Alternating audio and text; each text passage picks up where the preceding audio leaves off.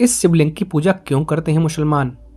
दोस्तों, वैसे तो आपने देखा होगा कि हिंदू अपने मंदिरों में अपने भगवान की पूजा करते हैं और मुसलमान अपने मस्जिद जाकर। लेकिन क्या आप ये जानते हैं कि भगवान शिव का एक ऐसा शिवलिंग है जिसकी पूजा हिंदू तो करते ही हैं, साथ ही मुसलमान भी करते हैं। पर सोचने वाली बात है कि महादेव के उस शिवलिंग की पूजा आखिर मुसलमान क्यों करते हैं। दरअसल उत्तर प्रदेश के गोरखपुर जिले से लगभग 25 किलोमीटर दूर एक झारखंडेश्वर शिव नाम का महादेव का मंदिर है। इस मंदिर के शिवलिंग पर एक कलमा गुदा हुआ है जो कि मुसलमानों के लिए बहुत पवित्र माना जाता है। इसलिए उस शिवलिंग पर जितनी आस्था हिंदुओं की है उतनी ही मुसलमानों की भी है।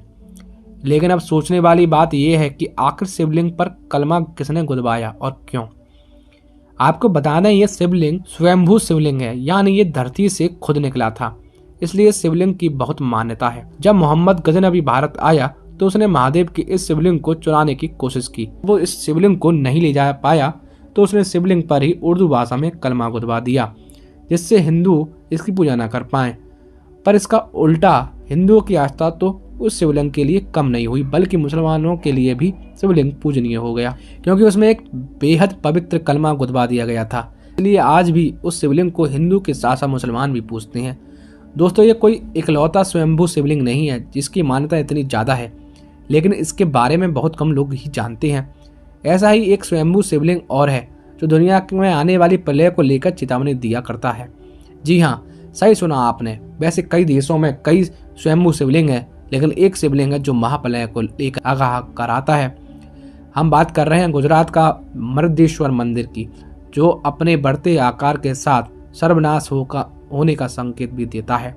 ऐसा कहा जाता है कि इस मंदिर के शिवलिंग का बढ़ता आकार कलयुग में बढ़ते पापों की निशानी है। इतना ही नहीं, मान्यता है कि जिस दिन ये शिवलिंग 8.5 फुट से ऊंचा होकर मंदिर की छत को छू लेगा, उस दिन कलयुग अपने अंतिम चरण पर पहुंच जाएगा।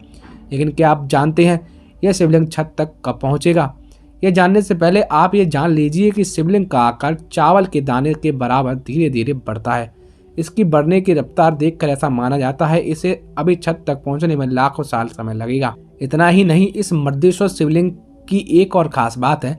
कहते हैं यहाँ खुद से पानी की धारा निकलती रहती है, और तो और ज़्यादा गर्मी होने पर यह धारा ना तो कम होती है और ना ही सूखती है, यानी कि गर्मी होने पर भी इसका कोई असर नहीं पड़ता।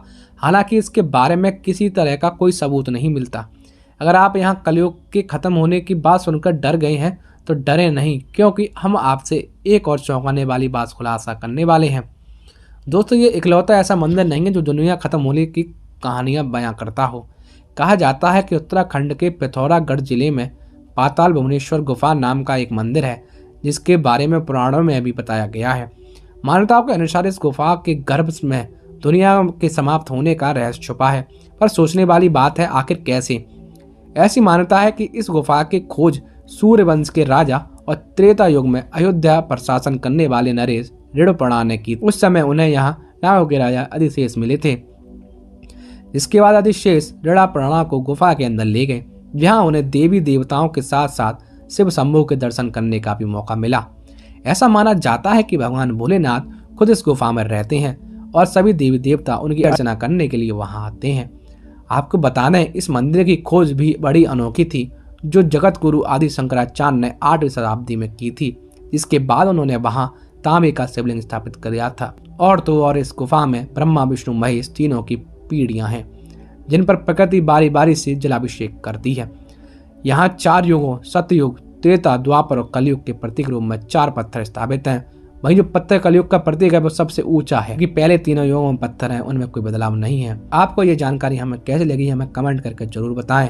हर हर महादेव। दोस्तों, आज की वीडियो के लिए इतना ही। अगर वीडियो अच्छी लगी हो तो लाइक करें, कमेंट करें और शेयर करें, और वीडियो का बेस्ट पार्ट हमें कमेंट करके जरूर बताएं। और चैनल पर नए हो तो सब्सक्राइब करना बिल्कुल ना भूलें। जय श्री कृष्णा दोस्तों।